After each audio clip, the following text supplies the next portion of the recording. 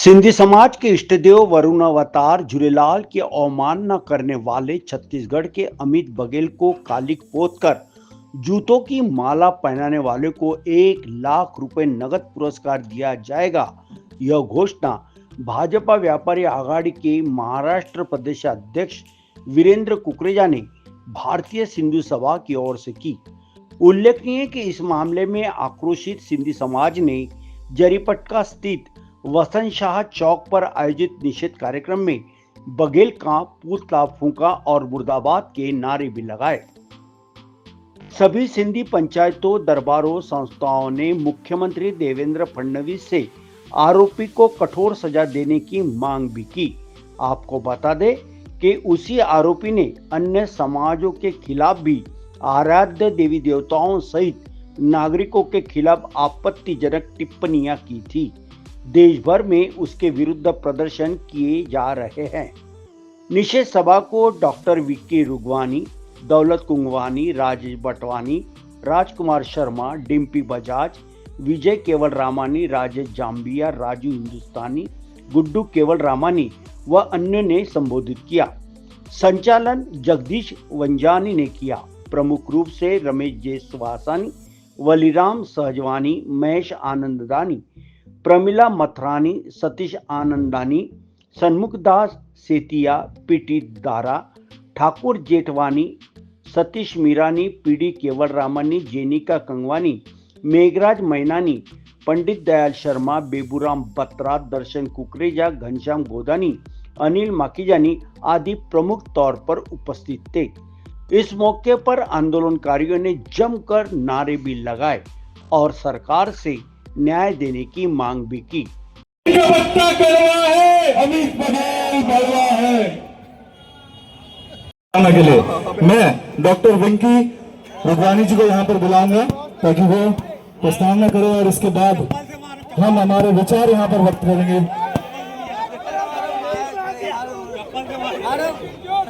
इस मौके पर विक्की कुकरेजा इन्होंने मीडिया को जानकारी दी।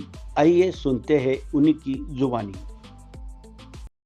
टिप्पणी करने वाले रायपुर के छत्तीसगढ़ का नपुंसक गलत मानसिकता वाला अमित बघेल जो छोटू भैया नेता है, मुझे लगता है शायद छोटू भैया नेता भी नहीं है।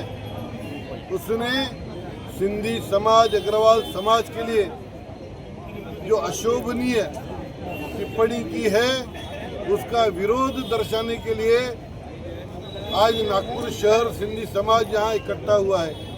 हमारे सभी संतगण, पंचायतें, दरबारें और सभी संस्थाएं मिलकर हमने आज ये निषेध का कार्यक्रम रखा हुआ है।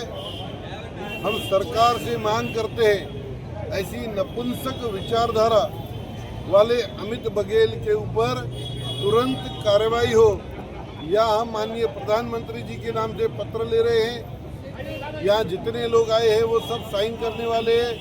छत्तीसगढ़ के सम्माननीय मुख्यमंत्री जी के नाम से हम सिग्नेचर ले रहे हैं। महाराष्ट्र के मुख्यमंत्री जी को हमने निवेदन किया है कि तुरंत छत्तीसगढ़ के गृह मंत्री और मुख्यमंत्री से बात करके ऐसे नालायक छोटू भैये अमित बघेल को तुरंत गिरफ्तार किया जाए।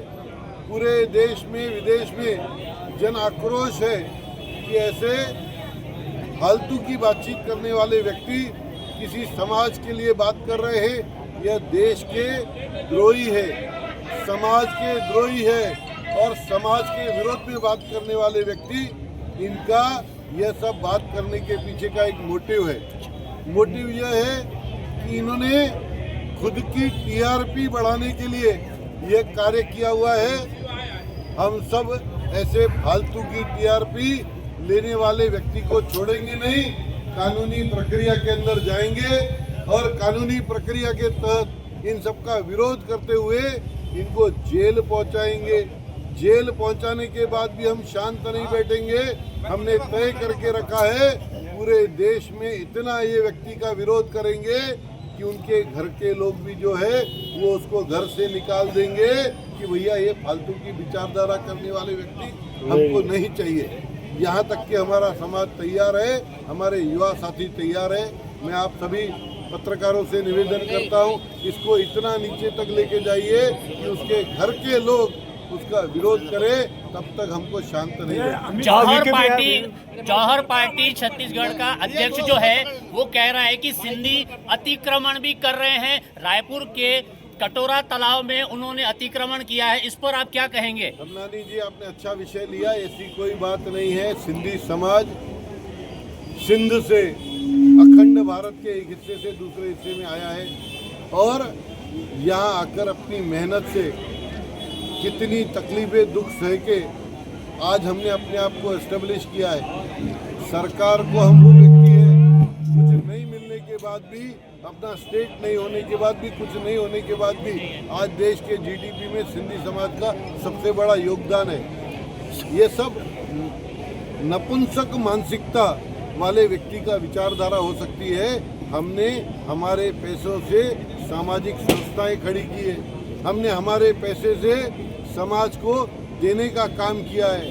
अस्पताल हो, शिक्षा का क्षेत्र हो, बड़े बड़े अलग अलग जगह पर रहने की जगहें बना के लोगों को वहाँ पर आरोग्य में सहयोग करने के लिए अगर अग्रणीय तौर पर किसी ने काम किया है तो सिंधी समाज ने किया है। मैं स्पष्ट कर देना चाहता हूँ, ये फालतू की मानसिकता है और इसको हम छोड़ेंगे नहीं।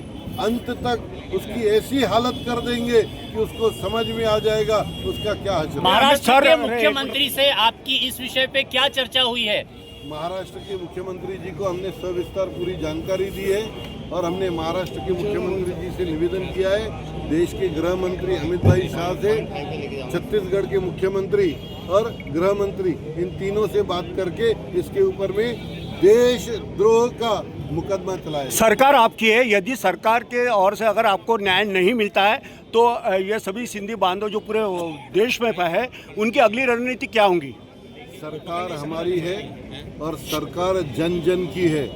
जो जन की भावनाओं को बिगाड़ेगा सरकार उसको सहयोग करेगी और 100% करेगी, हमें पूरा विश्वास है। ये अमित बघेल कौन से पक्ष से संबंध रखता है? जौहर पार्टी कोई छोटू भैया नेता है। सर, अमित बघेल जैसे लोग समाज के लिए एक हानिकारक है क्योंकि यह अभद्र टिप्पणी करते हैं हर समाज के ऊपर, तो ऐसे लोगों के लिए कड़क से कड़क कानून बनाने की जरूरत है या नहीं सर? क्योंकि ऐसे ये बहुत अच्छा आपने विषय छेड़ा है।